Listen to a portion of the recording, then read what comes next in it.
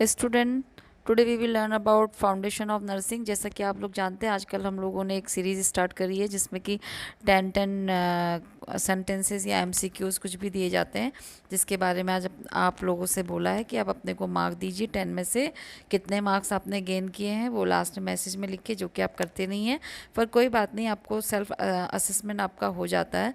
तो चलिए स्टार्ट करते हैं। देखिए, ये नर्सिंग फाउंडेशन में से 10 लिए गए हैं, 10 सेंटेंसेस, जिसके कि आंसर आपको देने हैं। ठीक है, आप क्या करेंगे, 1 और उसका ए, 2 उसका ए या बी, जो भी है आप ऐसे करके नोट करते जाएंगे। और लास्ट में मैंने 10 ही सेंटेंस है, इसलिए जल्दी ख़त्म हो जाएगा। और जो जो नए बच्चे हैं वो देख रहे होंगे कि इसमें इंग्लिश में भी है और हिंदी में भी है।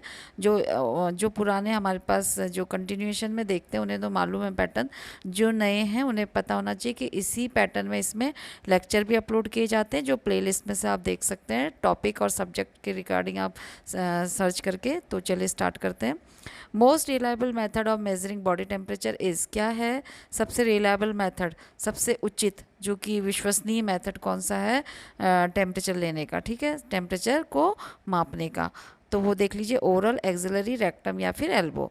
फिर उसके बाद है एंडोस्कोपिक कैथेटर आर स्टेराइज बाय, यानी कि जो एंडोस्कोपिक कैथेटर होता है उसको कैसे उसको स्टेराइल किया जाता है। ठीक है, तो इसमें है ऑटोक्लेविंग के द्वारा, या हॉट एयर ओवन के द्वारा, या 2% ग्लूकोल्डिहाइड के द्वारा, या फिर बॉइलिंग के द्वारा। तो ये देख लीजिए आप किससे वो किया जाता है। इन children calculation of drug is dose on the basis of, जो बच्चे होते हैं उनको के अकॉर्डिंग जो है, किस हिसाब से उनको डोज को मेज़र किया जाता है। ठीक है, तो जैसे एज को देख के किया जाता है, या वेट को देख के, या उनकी हाइट को, या फिर उनकी लेंथ यानी कि लंबाई। ठीक है, third question, in children calculation of the drug is dose on the basis of age, weight, height, ये तो सेम हो गया।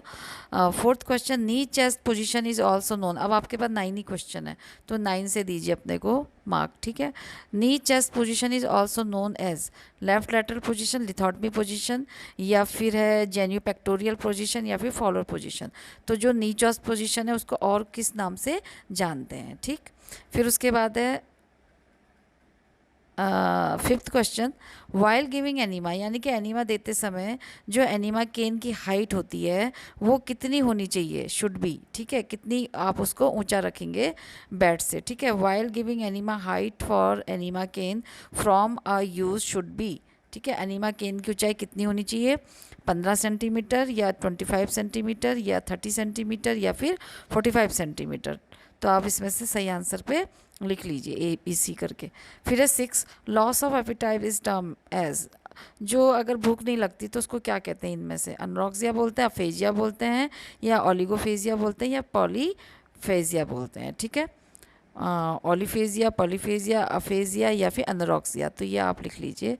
फिर है 7 का है, informed consent is obtain from a preparative patient to prevent. ठीक है, यानी कि जो पोस्ट ऑपरेटिव पेशेंट है जिसका भी ऑपरेशन होना है, उसको उसका कंसर्न लेना क्यों ज़रूरी है, इन्फॉर्म करना क्यों ज़रूरी है उसको।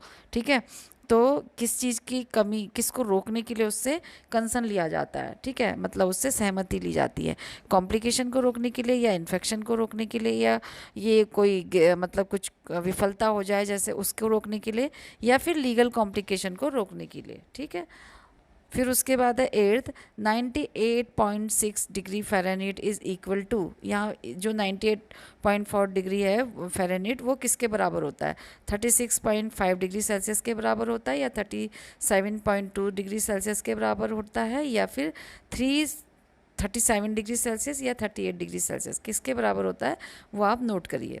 फिर है 9th, व्हेन परफॉर्मिंग जो है ट्रैकोस्मी सक्शनिंग, जब आप ट्रैकोस्मी सक्शनिंग कर रहे होते हैं तो the nurse should withdraw the catheter after applying intermittent suction for maximum. ठीक है, तो अधिक जो नर्स है उसको अधिकतम समय तक रुक रुक कर, यानी कि कितने कितने देर तक के लिए वो अंदर सक्शन को रखेगी। ठीक है, मतलब कितनी देर तक उसको बाहर निकाल लेगी, यानी कि आधे घंटे तक अंदर रख के सक्शन करती रहेगी, या फिर उसका कुछ टाइम होगा। ठीक है, तो इसमें से देखिए 10 10 सेकंड 15 सेकंड तक अंदर रखेगी, या 1 to 5 मिनट तक कैथेटर को अंदर रखेगी सक्शन करने के लिए, या 3 to 4 मिनट तक, तो कितनी देर तक का वो सक्शन करेगी। ठीक है, तो ये आप देख लीजिए, इसका आंसर जो भी सही है वो बताइए। फिर है intraosseous injection is given is, तो जो इंट्रा ओशियस इंजेक्शन होता है वो कहाँ पे दिया जाता है, वेन पे दिया जाता है, या बोन मैरो पे दिया जाता है, या स्पाइनल कैविटी में दिया जाता है, या फिर मसल्स में दिया जाता है। तो देखिए कौन सा है, ये लास्ट क्वेश्चन था।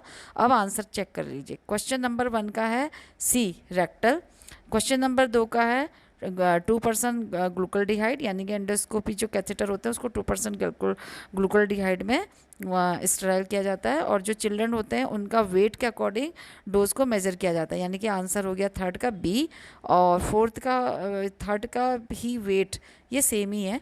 फिर है फोर्थ का है जेन्यूपेक्टोरियस, जो जेन्यूपेक्टोरियल बोलते हैं चेस्ट नी चेस्ट पोजीशन को, दूसरा नाम। ठीक है, फिर उसके बाद है फिफ्थ है वाइल गिविंग एनीमा, तो जब एनीमा देते हैं तो जो एनीमा के इनकी हाइट कितनी होनी चाहिए, 45 डिग्री सेंटीमीटर ऊंची होनी चाहिए। लॉस ऑफ एपिटाइट को दूसरा नाम क्या है, अनोरेक्सिया, यानी कि ए। ठीक है, फिफ्थ का बी, सिक्स का ए, सेवन्थ का डी, यानी कि लीगल कॉम्प्लिकेशन से रोकने के लिए कंसर्न ली जाती। फिर 8 का है 98.6 degree Fahrenheit equal to 37 degree Celsius के। ठीक है, जो 98 डिग्री है वो 6 फ़ारेनहीट किसके बराबर होता है, 37 डिग्री सेल्सियस के। ठीक है, व्हेन द परफॉर्मिंग, अगर जब कोई भी नर्स उसको, यानी कि कोई भी मेडिकल पर्सन जो होते हैं वो जब ट्रेकोस्मी करते हैं किसी पेशेंट की, तो उनको जो कैथेटर होता है कितनी देर के लिए बाहर कर देना होता है, यानी कि कितनी देर उसको अंदर बाहर करेंगे, कितनी देर तक के लिए सक्शन करेंगे, मतलब कितने टाइम तक के लिए, इंटरमिटेंटली। ठीक है, कितना इंटरमिटेंटली का मतलब होता है जैसे ही मुंह में डाला और सक्शन किया फिर उसको बाहर निकाला, तो कितना टाइमिंग इसमें होना चाहिए, तो 10 सेकेंड का। ठीक है, ए। फिर उसके बाद है 10 इंट्राओशियस कहाँ लगाया जाता है, बोन मैरो में। तो thank you for watching this video, please do like share comment and subscribe this channel. मिलते हैं नए किसी वीडियो में, तब तक के लिए गुड बाय, टेक केयर।